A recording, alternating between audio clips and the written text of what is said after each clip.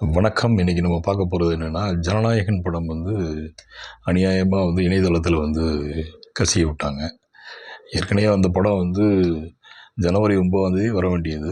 கடந்த ஜனவரி 9ஆம் தேதி கிட்டத்தட்ட பொங்கலுக்காக ரிலீஸ் பண்ணுறதுக்காக காத்திருந்த அந்த படம் வந்து மத்திய தணிக்கை சான்றிதழ் வராத ஒரே ஒரு காரணத்தினால அந்த படம் வந்து அப்படியே இன்னமும் வந்து தள்ளி போயிட்டே இருக்குது. வழக்குகள் உச்ச நீதிமன்றம் வரைக்கும் வழக்குகள் போட்டுமே திரும்ப வந்து அது கீழ்கோர்ட்டுக்கு வந்து அப்படியே நிலுவையில் இருக்குது.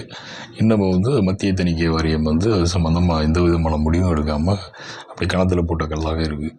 அரசியலுக்கு வந்த ஒரு நடிகரை வந்து அவர் அரசியலுக்கு வந்திருக்காரு அப்படின்ற காரணத்துக்காகவே ஒரு படத்தை வந்து முடக்கிறதுன்றது வந்து ஒரு மிகப்பெரிய தவறான ஒரு உதாரணமான ஒரு விஷயம். எந்த ஒரு நடிகருக்கு இது வந்து ஏற்படக்கூடாது. கடந்த காலங்களில் வந்து விஜய் படங்களில் வந்து நீதிமன்றங்களுக்கு போகும், கதை என்னது, பாட்டை திருடிட்டாங்க, இந்த மாதிரிலாம் வந்து நிறையா இருக்குது. அதுக்கப்புறம் வந்து சரியாகி அந்த படம் வந்து ரிலீஸ் ஆகிடும். ஆனால் வந்து இந்த படம் வந்து அந்த ஜனவரி 9லேருந்து இன்றைக்கி எடுத்துக்கிட்டோம்னா ஏப்ரல் 9ஆம் இந்த படத்தை வந்து இணையத்தில் வந்து கசிஞ்சிருக்கு. அப்போ வந்து இந்த தவறை பண்ணது யார் அப்படின்றத கண்டுபிடிக்க வேண்டியது அரசாங்கத்தினுடைய முக்கியமான கடமை. ஒரு படத்தை வந்து உருவாக்கி அதை வந்து தியேட்டர்களுக்கு வந்து அது மக்கள் பார்த்ததுக்கப்புறம் தான் அதுக்கான வந்து அந்த நடித்த நடிகருக்கும் அந்த படத்தில் வேலை பார்த்த டெக்னீஷியன்களுக்கான ஒரு ரிவார்டு அதுதான். அதேமாதிரி அந்த தயாரிப்பாளர் அந்த பணத்தை வந்து கொட்டி இருக்கக்கூடிய தயாரிப்பாளர் இந்த படத்துக்கு சராசரியாக பார்த்தீங்கன்னா 500 கோடி 300லேருந்து 500 கோடி ரூபா வரைக்கும் பட்ஜெட்டு செலவாயிருக்கு. 500 கோடின்னு வச்சுக்கிறோம். ஏன்னா விஜய் சம்பளமே கிட்டத்தட்ட 150 கோடிக்கு மேலே இருக்குது. அப்படின்றப்ப இவ்வளவு பொருள் செலவில் எடுத்த ஒரு படத்தை வந்து 500 கோடி படத்தை ஒரு இணையத்தில் கசிய விட்டு இன்றைக்கி எல்லா பேரும் பார்க்குற அளவுக்கு ஆயிடுச்சு. இனி அந்த படம் வந்து தியேட்டருக்கு வந்தாலுமே அது எப்படி மக்கள் போய் பார்ப்பாங்க? அது ஒரு பெரிய கேள்வி தான்.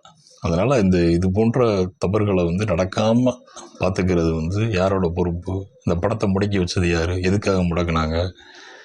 அரசியலுக்கு அவர் வந்திருக்காரு அப்படின்றதுக்காக முடக்காங்க. நடிகர் அரசியலுக்கு வராதது அப்படின்றதெல்லாம் வந்து நம்ம கடந்த காலங்களில் தமிழ் அரசியல் வரலாற்றில் பார்த்திங்கன்னா எம்ஜிஆர் காலத்துலேருந்து ஜெயலலிதா அம்மையார்லேருந்து அடுத்து வந்து பாக்யராஜ், டி ராஜேந்தர், தேமுதிக தலைவராக இருந்த நம்ம மறைந்த ஏழைகளின் பங்காளன் விஜயகாந்த், அதுக்கப்புறம் பார்த்திங்கன்னா நம்ம கமல் வரைக்கும் வந்து அரசியலுக்கு வந்திருக்காங்க. சரத்குமார் வந்திருக்காரு. இப்படி அரசியலுக்கு விருப்பப்பட்டு வர்றவங்க வந்து வர்றாங்க. அவங்கள வந்து நம்ம எந்தளவுக்கு வந்து நம்ம ஆதரவு கொடுக்கான்றது மக்கள் மத்தியில் தான் இருக்குது. அவர் வந்து விஜய் வந்து இப்போ வந்து வந்திருக்காரு அப்படின்றதுக்காக அவரை வந்து முடக்கணும் அப்படின்றதுக்காக அவர் படத்தை முடக்கிறது எந்த விதத்தில் நியாயம்? அப்படி முடக்கி வச்சு இப்போ என்ன ஆகி போச்சு? அந்த 500 கோடி வந்து சுவாகா அப்படின்ற மாதிரி ஆகிப்போச்சு. இது போன்ற தவறுகள் வந்து இனிமேல் நடக்காமல் பார்த்துக்கிறது வந்து ரொம்ப நல்லது. இதனால் வந்து நொந்து போயிருக்கு யாருன்னா விஜயனுடைய ரசிகைகள் தொண்டர்கள் தான் வந்து ரொம்ப மனம் வந்து போயிருக்காங்க. யார் பண்ணாலும் இது தப்பு தானே. இந்த தப்பை வந்து யார் இனிமேல் பண்ணக்கூடாதுன்றதான் நம்ம வந்து வேண்டி விரும்பி கேட்டுக்கிறோம்.